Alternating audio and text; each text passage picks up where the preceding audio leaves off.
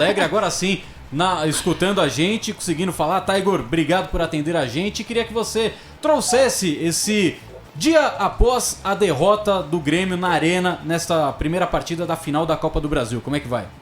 Tudo certo, um grande abraço para vocês aí que estão com a gente no Donos da Bola, toda a audiência em todo o Brasil, né, através do YouTube e claro também através das ondas da Rádio Bandeirantes. Pois é, sabe que o dia após a derrota pelo lado do Grêmio, ele foi um dia de repercussão, uma repercussão muito negativa, principalmente em razão das declarações do Renato. A maneira como que o Renato avaliou a derrota para a equipe do Palmeiras foi uma maneira que pegou muito mal internamente para o torcedor e de certa forma também nos bastidores do Grêmio. O Renato atirou para tudo que é lado, ele falou desde a expulsão do Rodinei no jogo contra o Flamengo, passando por uma crítica ao Barcelona, passando também por uma crítica ao grupo de jogadores do Grêmio. Ele disse, e a gente vai ouvir daqui a pouquinho esse trecho, diz que o Grêmio não tem jogadores que saibam fazer gols e falou também sobre a imprensa, atacou a imprensa em diversos momentos. Renato não falou sobre o futebol, mais uma vez na entrevista coletiva e nessa repercussão pós-jogo, a principal debate é exatamente esse. O Renato, que está em vias de renovar o seu contrato com a equipe do Grêmio, esse anúncio que deve acontecer ainda durante esta semana, entre os dois jogos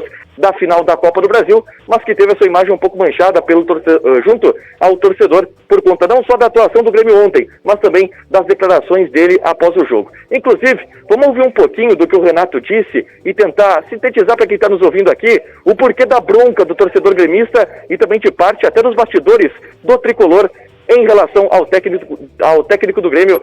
Fala aí, Renato Portaluppi. Nós temos um problema já aqui que eu já falei para o presidente.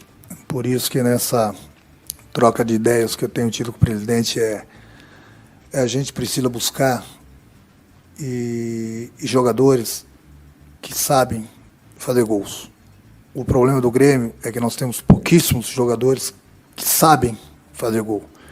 E no futebol é fundamental você ter jogadores que sabem fazer gol. É fundamental. Então você vê todas as equipes aí. Nem vou dar alguns exemplos aí, porque se eu der exemplos vão dizer, não investiram. Mas as equipes que investem, elas buscam esse tipo de jogadores. Então o Grêmio sempre criou e cria.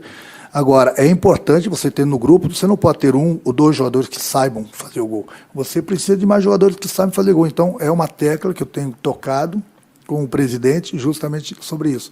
O Grêmio precisa buscar jogadores que saibam fazer gols. Porque criar, a gente cria. Situações não aparecem toda hora. E com as poucas situações que aparecem, tem que ser mortal. E para ser mortal, você precisa de jogadores que saibam fazer gols. Então, esse é o maior problema que o Grêmio tem. E isso eu já falei para o presidente. E é por isso que, se tiver que contratar, tem que contratar também jogadores que no momento que cheguem ali próximo da área e dentro da área, saibam fazer o gol.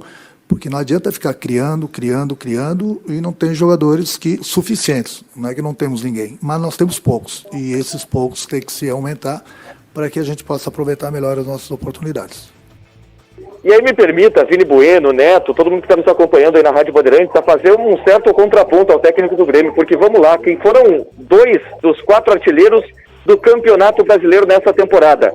Marinho e Luciano. 2 jogadores que estavam no Grêmio e não renderam nas mãos do técnico Renato Portaluppi. Então, o fato que conta contra ele, o torcedor do Grêmio não gostou nada, principalmente desse pedido público do Renato por reforços em meio a uma renovação contratual que a gente sabe, em que o Grêmio busca uma contenção nos gastos para a próxima temporada, se entende que gastou demais nesse ano e quer reduzir um pouco a metodologia do departamento de futebol na próxima temporada, mas aí o técnico Renato Portaluppi se saiu com essa logo após a derrota, que não caiu nada bem para o torcedor. Choro, né, irmão? Ô, Igor, isso é choro, né? Falta de carinho, falta de responsabilidade e também dos jogadores que o levaram a fazer tudo isso, né? Porque ele deixa o Ferreirinha na reserva, né? O Diego Souza, um dos artilheiros do ano. Se você colocar o PP, foi vendido por 90 milhões. Pô, ruim tá o Corinthians com o Jonathan Cafu, pô. Pô, tá de brincadeira. Ninguém colocou a faca no peito do Renato para colocar o Paulo Vitor no gol. Exatamente. Todo mundo sabe como é que é o Paulo Vitor. E tem uma outra coisa, quando você faz isso, você desmerece o seu adversário, né? Não sei se a Gabi enxerga assim também.